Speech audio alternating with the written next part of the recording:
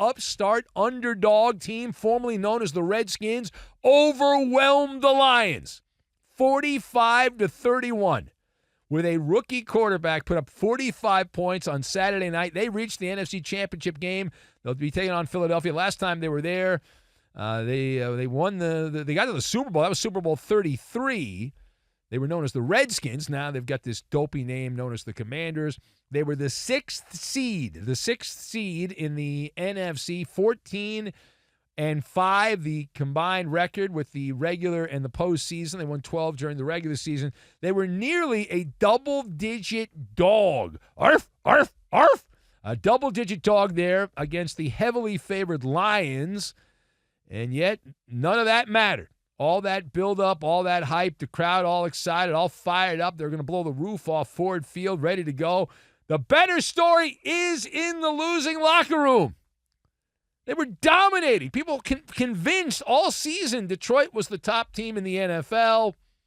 Then they had to play in the postseason. So let us discuss the question. The reaction to one Jared Goff. I want to focus in on that because Goff did the thing you can't do at the time you can't do it in this game on Saturday night as he made one mistake after another. That led to some interesting comments by his teammates. One in particular stood out. So what are your thoughts on the Lions' star tackle, if you can be a star tackle? That would be Penei Sewell, who said I'm cleaning this up, but Penei Sewell said it's bullpucky that Jared Goff is getting blamed for the loss. Those are his words. So I've got genetic, phone booth, and Billy Crystal. And we'll combine all of these things together, and we are going to make a backpack that Penei Sewell can have because he's going on vacation, so he can take that with him when he goes down to the airport. So as far as Jared Goff's concerned, I understand a teammate standing by his coworker, much the way I stand by my coworkers. You know, I'm very similar. Never say anything bad about anybody that works here, clearly. But I get the whole the fact that Sewell's standing by his quarterback. That's my quarterback. You know, I get all that.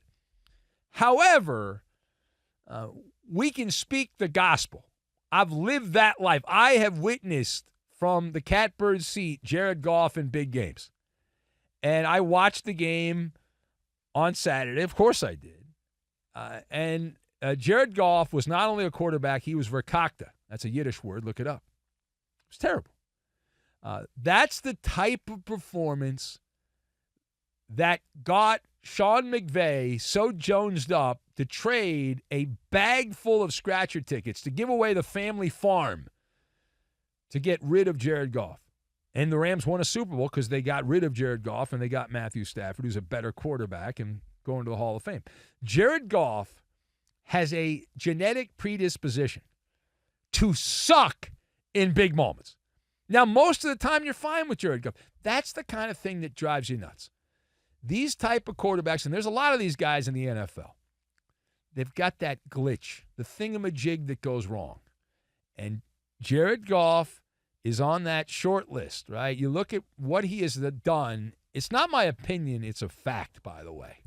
His genetic predisposition to suck in big moments. And my evidence here, the four biggest games of Jared Goff's career. Let's break them down. One NFC divisional game as a number one overall seed, which just happened here. Number one. You're the number one seed. You had the bye week the week before. That's a big effing deal. That's a big spot. Supposed to win that game. Get the bye week. You're rested. 2 NFC title games, one with the Lions, one with the Rams, and 1 Super Bowl against the Patriots with the Rams. So a total of 4 of the biggest games of Jared Goff's life.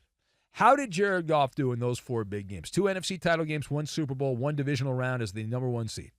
Jared Goff had 3 touchdowns, 5 interceptions, 2 fumbles, and a partridge in a pear tree. Works out to a passer rating of 72.6 in the 4 biggest games of his career. He absolutely deserves the criticism. This is who Jared Goff is. The Lions have made their bed. They got so horny because they got to the NFC title game against the Niners the previous year They gave Jared Goff big money. They said, that's my quarterback. I love this guy and all that. Well, now you're stuck with him for the next couple of years, for this foreseeable future. In big games, Jared Goff is a guy who is wobbly. All right, we talked about during the octagon, boxers that get punch drunk. And he, more times than not, is stupefied by the moment. He's stupefied by it. Now, secondly, why was Dan Campbell crying like a baby? When we have the audio, this is Dan. Listen to Dan Campbell here. How emotional Dan Campbell's. Take a listen. When you lose these games, man, it's like the players. What they put into it, a lot of people don't know, what they go through. You have to get up, bodies beat to shit. Mentally stay locked in and do those things. So, long season. Okay. That was a little much. All right. So why did we get that from Dan Campbell? So I have a theory. Now, Dan Campbell clearly went Ron Burgundy. He went Ron Burgundy standing in a phone booth in the classic movie Anchorman. I am a glass case of emotion. Yeah. And the reason Campbell cried is, yeah, he loves the players and all that, blah, blah, blah. But he knows this was it. This was the shot. And they blew it. And it's very unlikely they're going to have this kind of a season anytime soon. Opportunity was knocking on the door for the Detroit Lions, and they hit the snooze button and didn't answer the door. They said, we're good. We don't need to answer the door. And as far as not knowing what the players go through, we know everything they go through. Everything's documented. They talk about how difficult this, that, and the other thing is. None of them had real jobs. Real jobs are much harder than that job because real jobs, you don't get paid the kind of money that they get. You're driving a truck back and forth. You're working at a grocery store. Whereas you don't get 6 months off or whatever it is. So stop with, it's so tough what they're going. Stop. You blew it. You won 15 games. The Detroit Lions won 15 games this year. They were the number 1 seed in the NFC. Number 1. Home cooking. Crowd was going nuts. Hottest ticket in the NFL other than the Super Bowl. Everyone's all dressed up, ready to go to prom, and they get stood up. They fussed it away. 4 interceptions by the Lions, 3 by Jared Goff. A fumble lost. Gave up 45 points to a rookie quarterback. Well, 38 because they picked 6, but 38 points to a rookie quarterback, 45 total for the Washington football team. And Washington, with a rookie, outscored Detroit 28-14 in the second quarter. That's the highest scoring quarter in NFL playoff history. Yikes. You talk about a body blow. That was a body blow. Now the Lions will lose either Ben Johnson or Aaron Glenn. There are reports here in the overnight that Ben Johnson is expected to be named coach of the Raiders here in the next couple of days. We'll see if that actually happens or not, or that's just bullcrap, but that's the rumor, that Ben Johnson is in line now to take over the Raiders. Aaron Glenn, not as likely to get a head coaching job, but he is still being tossed out, possibly the Jets, former Jet Aaron Glenn, so that could happen. So things will not be the same. Every year is different, and the Lions are very unlikely to have a team this good. And their defense, which was what I thought it would be. You've watched the Benny versus the Penny this weekend. I had said in my analysis of the game, I was like, I'm not convinced the Lions have fixed things defensively, that their performance against the Vikings was more a byproduct of the quarterback they went against, Sam Darnold, than the Lions figuring things out. And sure enough, that proved to be accurate analysis, as the Lions are trash on defense. The replacements are not all that good. Final thought. So on the other side here, the winning locker room, how is the quarterback, the rookie quarterback, Jayden Daniels of Washington, looking after this win over Detroit, now into the Final Four? The Final Four of the NFL.